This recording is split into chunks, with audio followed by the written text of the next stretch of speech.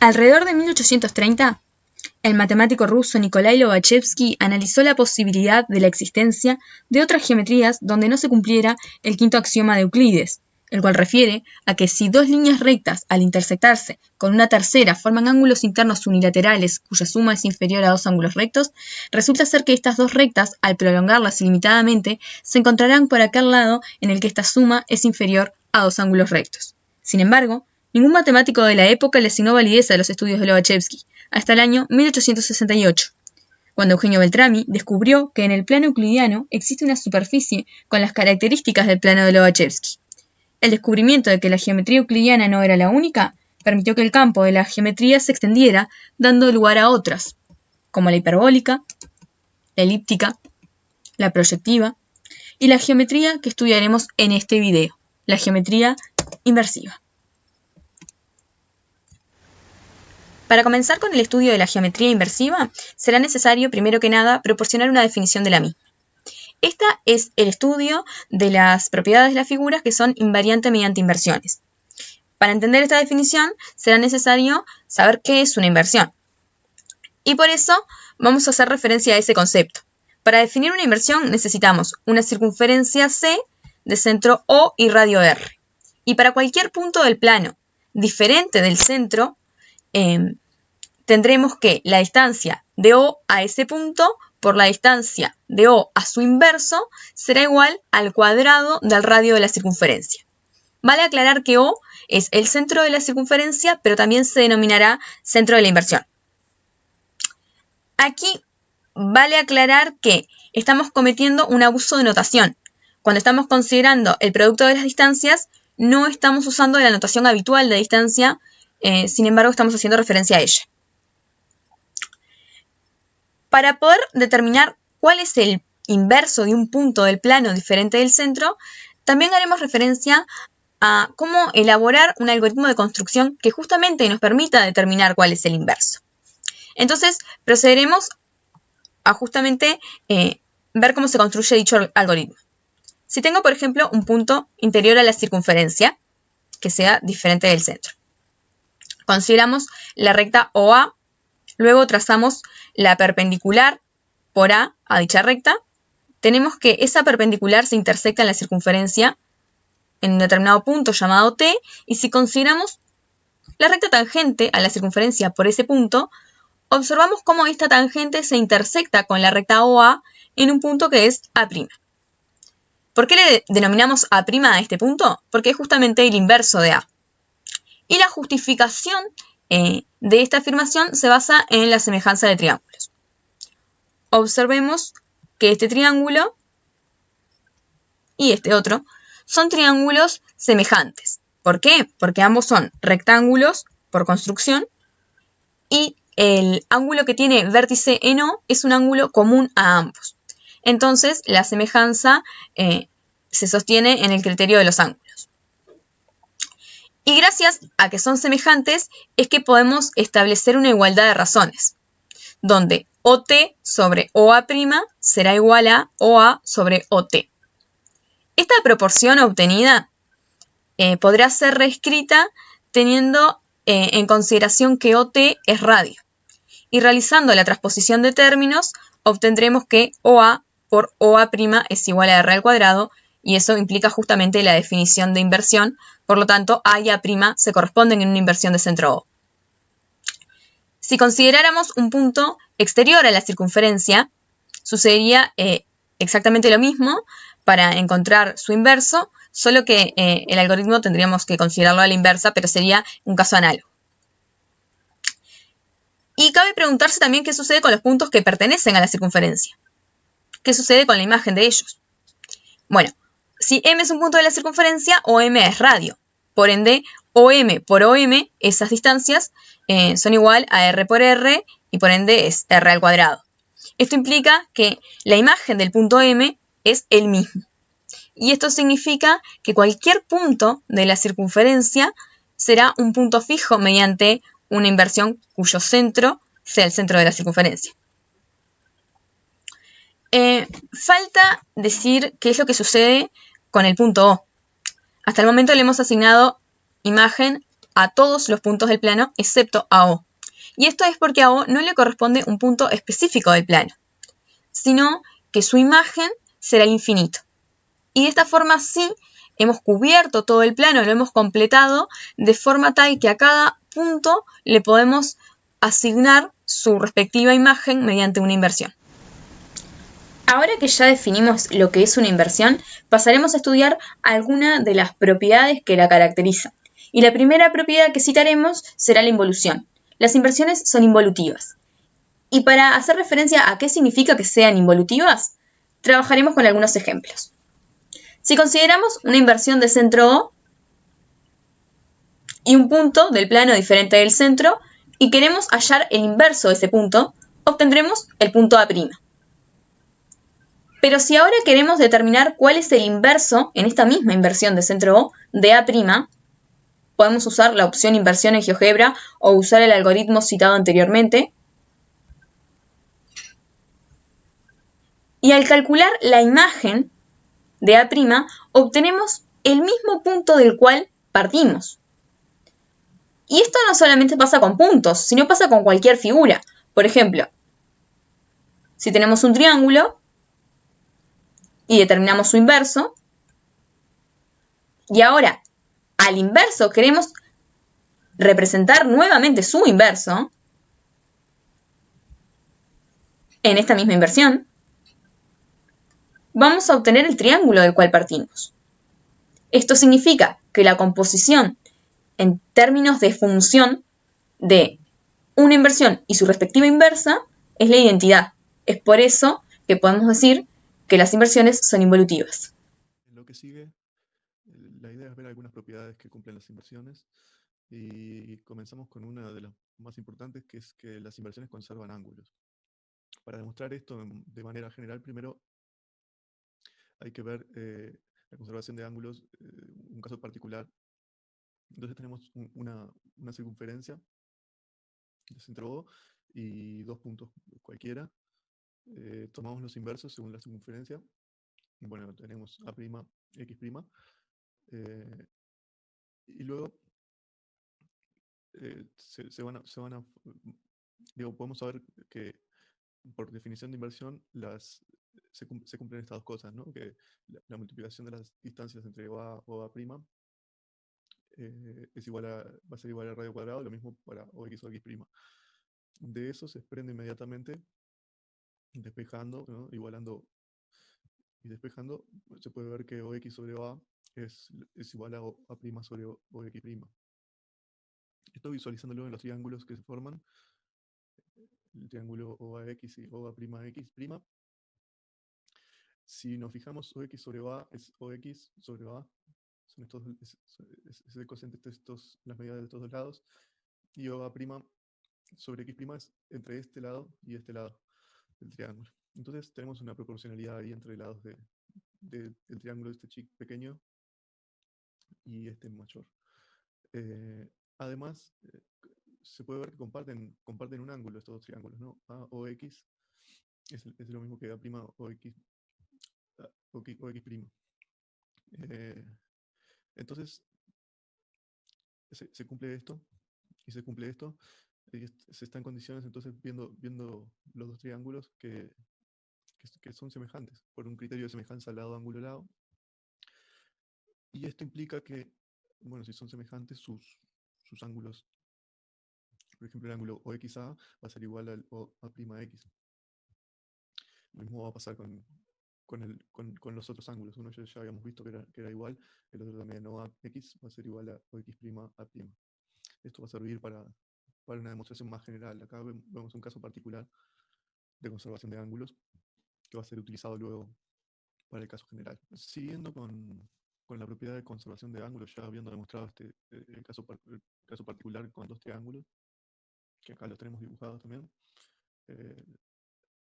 Tenemos acá una circunferencia de centro O, dos puntos XA y sus inversos X', A'.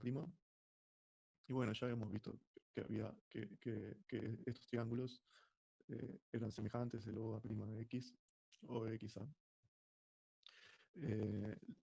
La idea ahora es probar que las inversiones conservan ángulos, pero probarlo de forma general, no solo para este triángulo. Entonces, en principio, este punto X va a ser auxiliar. Nos tendríamos que centrar más bien en un punto A cualquiera. Eh, ¿Y qué se hace? Se toma una circunferencia que el punto A pertenezca a ella. Y lo que se quiere demostrar es que la tangente a la circunferencia por A forma el mismo ángulo con la recta OA, es decir, este ángulo que está por acá. Vamos a mover esto para que quede la tangente. La tangente por A forma el mismo ángulo que la tangente a la inversa de esta circunferencia por A'. Eso es lo que se quiere demostrar. ¿Cómo se llega a eso? Bueno, primero se toma un punto X auxiliar y se toman las dos rectas AX y bueno, X'. Esas dos rectas intersectan en I. Ahora sabemos que por ángulos interiores de un triángulo, el ángulo OX'A, que es el ángulo este de acá, más este ángulo, suma 180. Es decir, que, que, que la suma de estos dos es 180 menos el de vértice O. Eso en un principio. Ahora ya habíamos visto que este ángulo lo comparten los dos triángulos, los dos triángulos semejantes. Así que el ángulo A' o X' lo podemos escribir como A o X. Es decir que acá tenemos una ecuación con la que vamos a trabajar. ¿Cuál es la idea? Es hacer un pasaje al límite, ¿no? Cuando X se acerca a A. ¿Por qué? Porque esta recta va a tender a ser la tangente por a la circunferencia, y esta otra también va a tender a ser la tangente. Si nos fijamos cuando A se acerca a X, el ángulo X o A, este ángulo, este piquito de acá, si yo con X me voy acercando a A, se va haciendo cada vez más chico, ¿no? Hasta hacerse 0. Es decir, que en el límite, cuando X tiende a A, ese ángulo tiende a ser 0. Es decir, que me va a quedar simplemente esto. Vamos a volver. Ahora bien, sabemos que OX' A', este ángulo de aquí, eh, por lo visto anteriormente, es como estos triángulos son semejantes, va a ser igual a este ángulo que está acá. X, A, O. Que como A, X e Y están alineados, se puede escribir como el ángulo OAI. Eso nos va a servir para seguir con la demostración. De la misma forma, voy a proceder con OA'X'. OA'X', si nos fijamos en el dibujo, es este ángulo justo que está marcado acá, que va a ser igual a OA'I, porque X' y están alineados. Y si nos fijamos, va a ser 180 menos este ángulo de acá, A'I, o IA.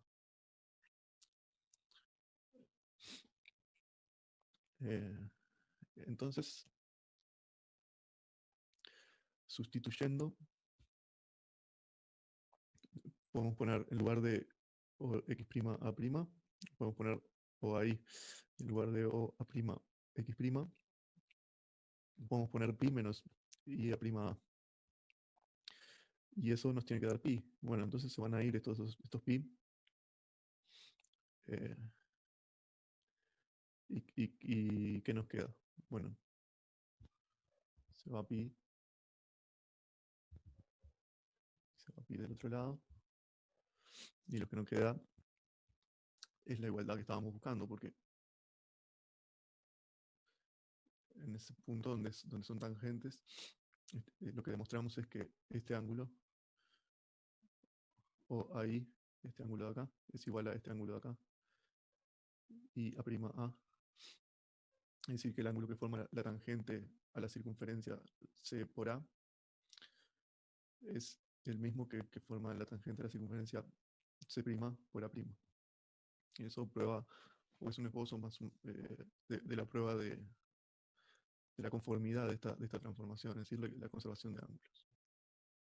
Otra propiedad que es importante considerar es que las inversiones transforman circunferencias y o rectas en circunferencias y o rectas. ¿De qué depende ello? Bueno, depende de si esas circunferencias o rectas pasan o no por el centro de inversión. Veamos qué sucede en cada caso para luego demostrar. Entonces, consideramos el punto O, que será el centro de nuestra inversión, y una circunferencia cualquiera con dicho centro. Vamos a analizar el primer caso. Consideramos una recta que no pasa por el centro de inversión y con la herramienta de GeoGebra hallamos la inversión. Obtenemos una circunferencia que pasa por el centro de inversión. Entonces concluimos que la imagen de una recta que no pasa por el centro de inversión es una circunferencia que sí pasa por él. Ahora construimos una circunferencia que sí pasa por el centro de inversión y hallamos por inversión su inversa y obtenemos una recta que no pasa por el centro de inversión. Por lo tanto, la imagen de una circunferencia que pasa por el centro de inversión es una recta que no pasa por el centro. Por último, construimos una recta que pasa por el centro de inversión y hallamos su inversa, que es la propia recta. Por lo tanto, la imagen de una recta que pasa por el centro de inversión es ella misma. Ahora construimos una circunferencia que sí pasa por el centro de inversión. Hallamos su inversa, que es una recta que no pasa por el centro de inversión. Por lo tanto, la imagen de una circunferencia que pasa por el centro de inversión es una recta que no pasa por el centro. Por último, trazamos una recta que pasa por el centro de inversión y al hallar su inversa, podemos ver que es la misma recta.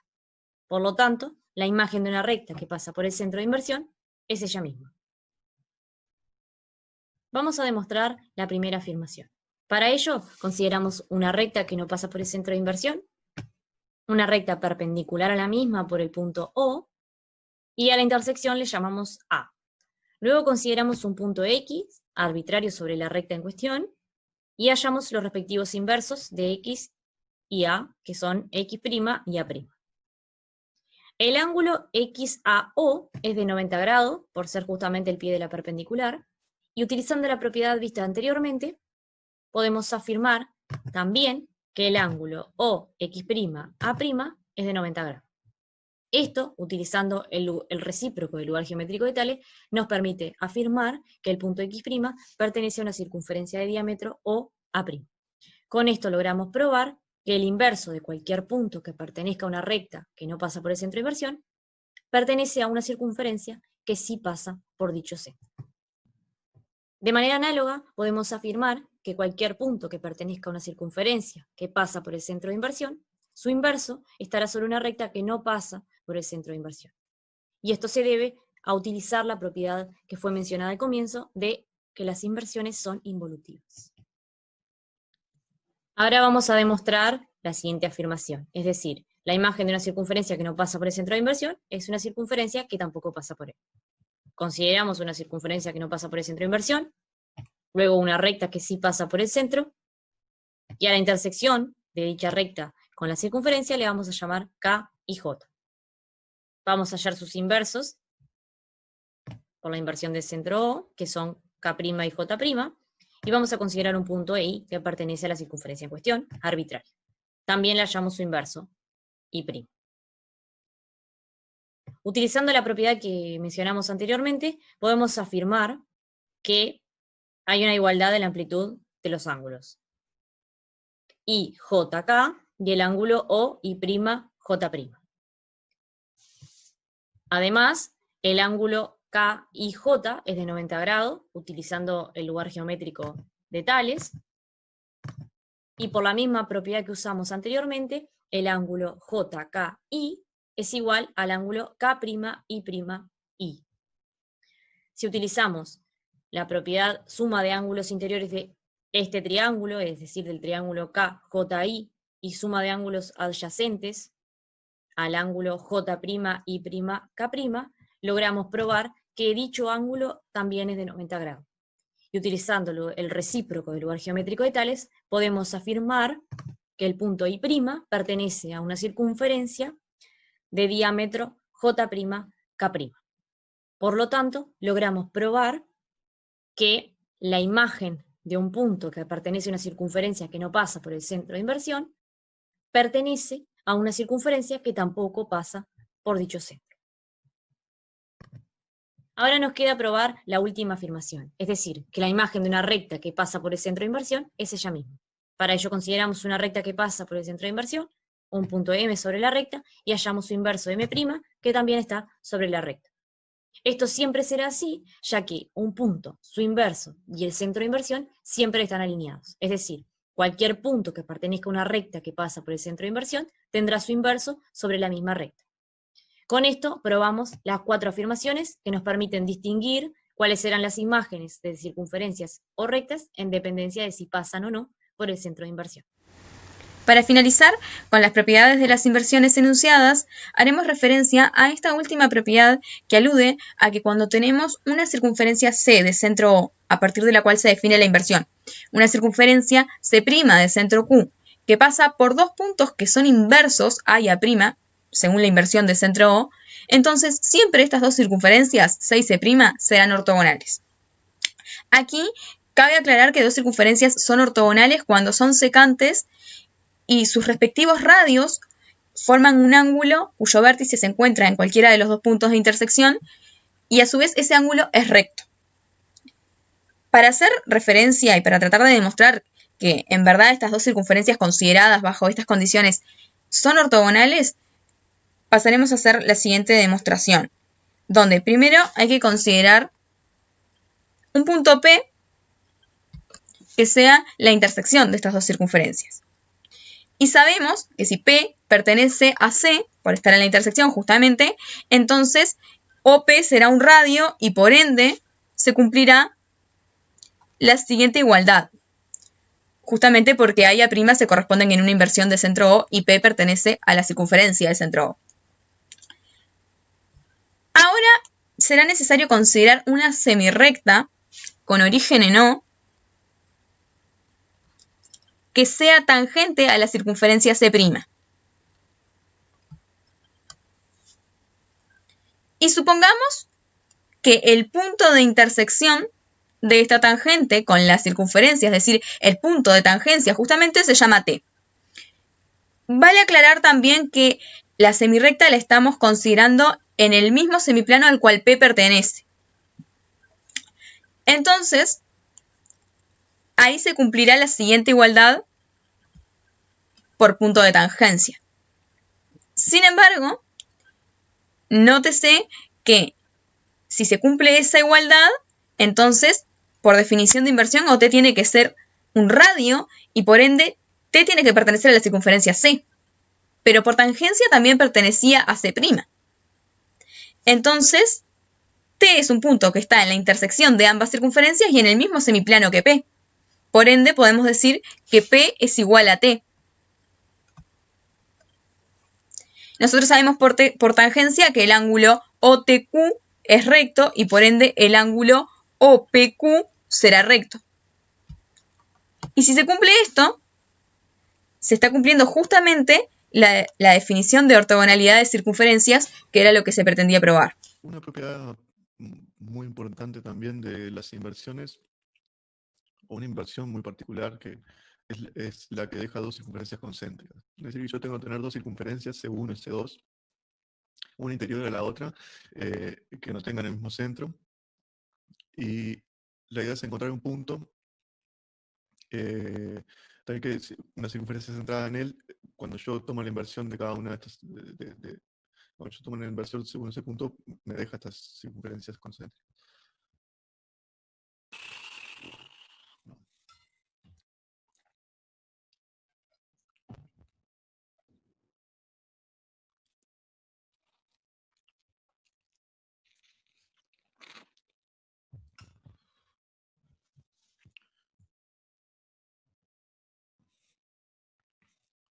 Un procedimiento importante que va a servir luego para siguientes aplicaciones de las inversiones es una inversión o un algoritmo que deja una transformación que deja dos circunferencias concéntricas. Yo acá tengo C1 y C2, una interior a la otra. La idea es llegar a dos circunferencias que tengan el mismo centro a partir de ellas. Es encontrar un punto particular del plano que me ayude a poner estas dos circunferencias concéntricas. Entonces primero tomo un punto P de C1 y una circunferencia cualquiera centrada en P. Voy a tomar la inversión de C1 y de C2. La de C1 va a quedar en una recta porque P pertenece a C1, entonces habíamos visto que pasaba eso. La de C2 va a quedar, bueno, otra circunferencia.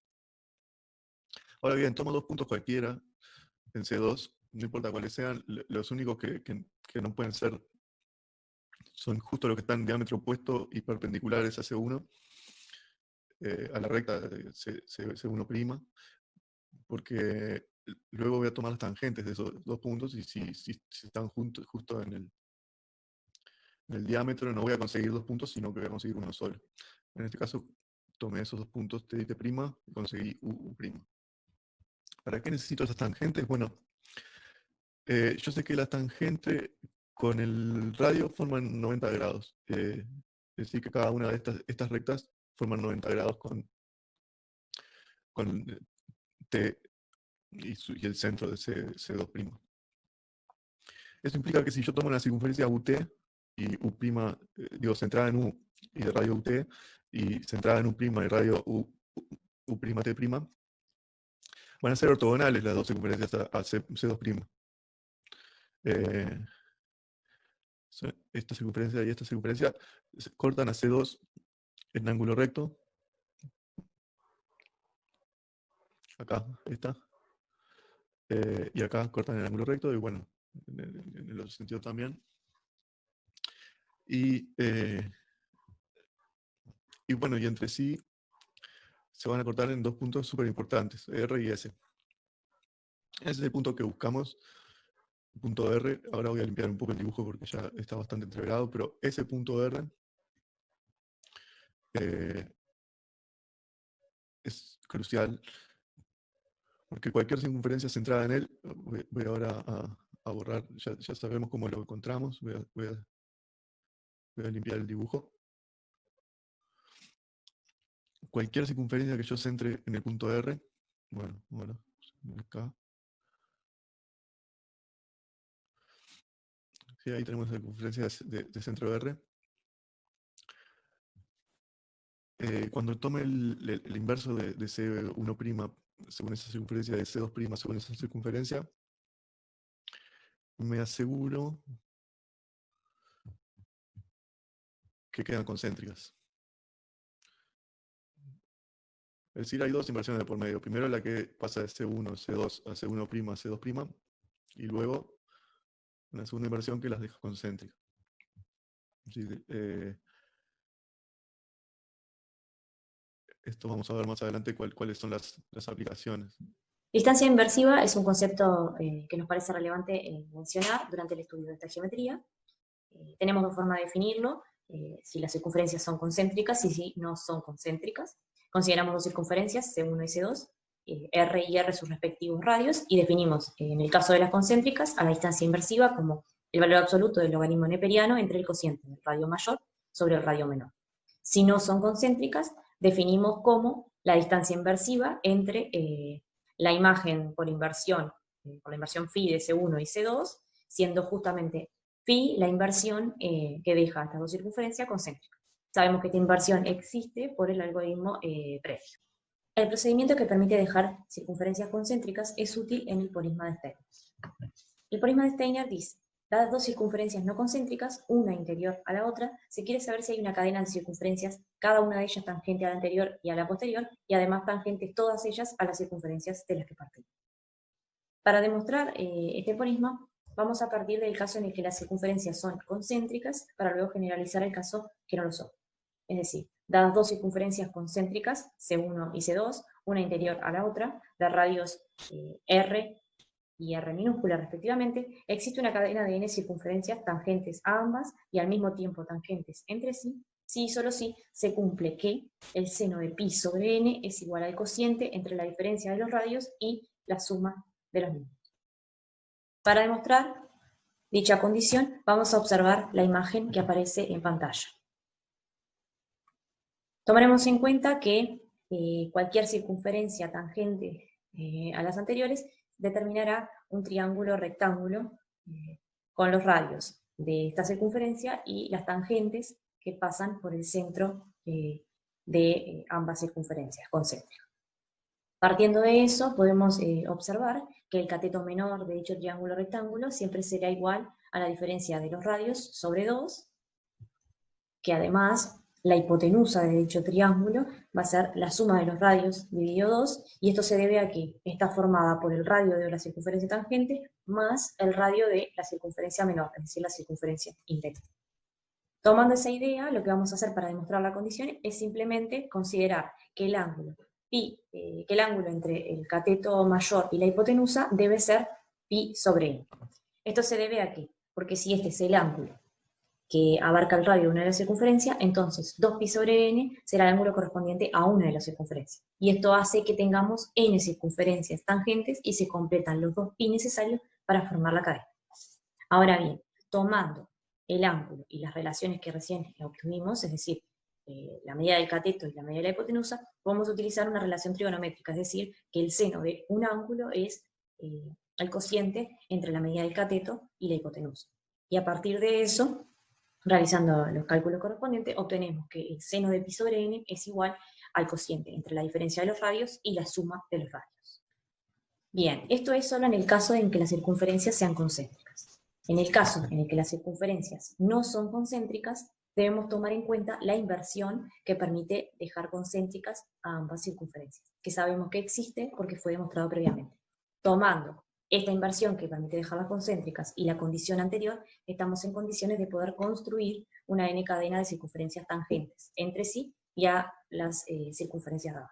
Lo que aparece en pantalla es un ejemplo de una cadena donde las circunferencias son interiores pero no concéntricas. Para finalizar, merece comentar que si las circunferencias fuesen exteriores, también podemos encontrar n cadenas de circunferencias tangentes entre sí y tangentes a las circunferencias dadas. Ahora estudiaremos la resolución de otro problema donde también juegan un rol relevante las inversiones. Este es el problema de Apolonio, que trata de investigar cómo poder encontrar todas las circunferencias tangentes a 3 circunferencias dadas. Para ello partiremos de 3 circunferencias, C'1, C'2 y C'3, cuyos respectivos centros son O1, O2 y O3, y cuyos respectivos radios son R1, R2 y R3, siendo R1 menor estricto que R2, menor estricto que R3. Entonces, nosotros aquí trataremos de mostrar cómo encontrar una circunferencia tangente a estas 3 circunferencias dadas, y luego trataremos de comentar cómo encontrar el resto. Para encontrar una circunferencia tangente a estas 3, a partir de las inversiones, primero consideraremos 2 nuevas circunferencias, C'1 y C'2, cuyos centros sean respectivamente O2 y O3 y cuyos radios sean respectivamente R2 menos R1 y R3 menos R1. Si encontramos las imágenes de estas 2 nuevas circunferencias respecto a una inversión de centro O1, obtendremos 2 nuevas circunferencias. Y si consideramos las 4 rectas tangentes a estas 2 últimas circunferencias trazadas, y tratamos de hallarle la imagen a cada una de esas rectas tangentes, obtendremos 4 circunferencias que pasan por O1, una por cada recta tangente, teniendo en cuenta la propiedad mencionada anteriormente que refiere a cuál es la imagen de una circunferencia o una recta dependiendo de la posición respecto del centro de inversión. De estas 4 circunferencias consideradas, el problema de Apolonio considera solamente 2, aquella que deja exteriores a C'2 y a C'3 y aquella que deja interiores a estas 2. Nosotros aquí mostraremos qué es lo que sucede con la que deja exteriores a C'2 y a C'3. Llámese C definida de la siguiente manera, siendo su centro el punto O. A partir de esta circunferencia, podremos trazar una nueva circunferencia de centro O, pero cuyo radio sea el radio de la circunferencia C menos R1. De esta forma definiremos una circunferencia K que cumple con la condición requerida, ser tangente a las 3 circunferencias consideradas inicialmente. Si hubiésemos considerado a la circunferencia C como aquella que deja interiores a C'2 y a C'3, hubiésemos encontrado otra solución para el problema de Apolonio, es decir, otra recta tangente a las 3 iniciales. Y considerando cómo fueron definidas C'2 y C'3, cuyos radios eran las rectas de R2 menos R1 y de R3 menos R1, si consideramos las sumas y las respectivas combinaciones que se pueden hacer, en total podremos encontrar 8 circunferencias tangentes a las 3 circunferencias dadas, siempre siguiendo el mismo algoritmo de construcción. El último punto que elegimos abordar en este video se trata de las aplicaciones de esta geometría, es decir, de las aplicaciones que tiene la geometría inversiva. Así como mencionamos anteriormente el problema de Apolonio, esta geometría tiene aplicaciones en otras áreas del conocimiento que no se relacionan de manera directa con la matemática. Ahora veremos algunas aplicaciones en cartografía, arte y física. Comencemos por cartografía. Para representar la superficie terrestre en el plano se recurre a las proyecciones. Existen varios tipos de proyecciones, pero nosotros nos inclinaremos por la proyección estereográfica. Este sistema de representación consiste en proyectar los puntos que pertenecen a una esfera sobre el plano, mediante un conjunto de semirrectas que tienen origen en común. Ese origen recibe el nombre de foco o polo norte, siendo además su punto diametralmente opuesto en la esfera el polo sur. Como vemos en pantalla, tenemos una transformación por medio de una proyección estereográfica, de la esfera al plano. En la representación se puede establecer una correspondencia biunívoca, donde a cada punto de la esfera le corresponde un punto del plano y recíprocamente. Así se logra que en el campo de la geografía la esfera terrestre sea proyectada sobre el plano, excepto el foco, cuya imagen es el infinito, al igual que lo que sucede con el centro de la circunferencia cuando se trabaja la inversión en el plano. Ahora bien, ¿cómo se explica este vínculo? Lo que sucede es que la proyección estereográfica es un caso particular de la inversión tridimensional, donde la esfera se transforma en el plano. ¿Cuál es la inversión justamente que permite que exista ese vínculo? Para poder responder esa pregunta necesitamos considerar 2 puntos sobre el plano euclídeo, los cuales llamaremos N y S, y definimos el punto M como el punto medio del segmento que determina estos 2 puntos. Además consideramos una esfera de centro N y de radio raíz de 2 sobre 2 por la medida del segmento NS. Esto lo que nos permite es dejar definida la inversión en el espacio, de la misma manera que en el plano queda definida la inversión a partir de una circunferencia. Ahora, teniendo en cuenta esta inversión, la imagen que le corresponderá a la esfera de diámetro NS será el plano completado de los complejos unión el infinito, que pasa por M y que además es perpendicular al segmento NS. Esta descripción que hice es realmente lo que aparece representado en pantalla. Para cerrar esta descripción, cabe destacar que la inversión antes definida es la propia proyección estereográfica, siendo los puntos N y S los respectivos polo norte y sur. Ahora veamos qué podemos encontrar en el área del arte. En este caso encontramos que en el año 1936 el artista Escher visitó Alhambra y se quedó fascinado por la arquitectura que allí aparecía. En particular los mosaicos, como el ejemplo que aparece en pantalla. Años más tarde se encontró con trabajos del matemático Kosechter y logró descubrir el trasfondo matemático de las figuras que antes había visto y que además lo habían dejado sumamente intrigado. Se trataba del disco de Poincaré, el cual detrás de su construcción había geometría inversiva. Este artista en sus trabajos había mencionado al matemático en una primera versión del llamado círculo de límite. Pero siempre se cuestionaba cómo ubicar los centros de las circunferencias y las curvas para poder dar esa impresión de infinito. Hay diversos modelos para el plano hiperbólico. Uno de ellos es el mencionado anteriormente, el disco de Poincaré, donde el plano está contenido en el círculo y las rectas son arcos de circunferencias que forman 90 grados con el borde o además rectas que pasan por el centro. Los triángulos de este disco son equiláteros, lo cual obviamente parece insólito si lo pensamos en el plano euclidiano. Esta representación que aparece en pantalla es del disco de Poincaré. Además se puede ver una evolución de los trabajos de Escher a lo largo de un año mediante el estudio que él realizó en la geometría inversiva. Aparece el círculo límite en 1958 y el círculo límite en 1959. Por último, veamos qué encontramos en el área de física. En esta área encontramos aplicaciones en algunos problemas de electrostática para hallar potenciales o campos eléctricos de distribuciones de carga que presentan una simetría muy particular. Presentamos uno de ellos como ejemplo. Suponemos que hay una carga puntual y una esfera conductora conectada a tierra. Las cargas en los conductores siempre van a la superficie, entonces los electrones libres se van a sentir atraídos por la carga que está fuera de la esfera. La distribución de estos electrones es bastante complicada de estudiar, entonces se utiliza un método que es llamado método de las imágenes, con el cual se puede reducir el problema, pero siempre respetando las condiciones establecidas. En lugar de usar una esfera, se puede considerar una carga puntual interior a la esfera, que haga que el potencial en la superficie sea nulo. En este problema, la posición de dicha carga se obtiene mediante una inversión respecto a la esfera del punto en el que se encuentra la carga original. Ahora bien, la transformación que se realiza en este problema, es decir, esa inversión, es la transformada de Kelvin de una función, la cual se designa con f asterisco, y se considera la inversión, pero en una bola definida en Rn. La definición de la misma es la que aparece en pantalla, es decir, la transformada de Kelvin, de x, es el radio de la esfera al cuadrado sobre el valor absoluto de x al cuadrado por el propio x. Por lo tanto, si consideramos una carga puntual Q situada en el punto M, como aparece en pantalla, en presencia de una esfera conductora conectada a tierra, de radio A, y le aplicamos la transformada que mencionamos, se llega a que la imagen Q sub I de la carga Q se encuentra en el punto C, dado que se cumple que la distancia de O a C es igual a el radio al cuadrado sobre la distancia de O a M.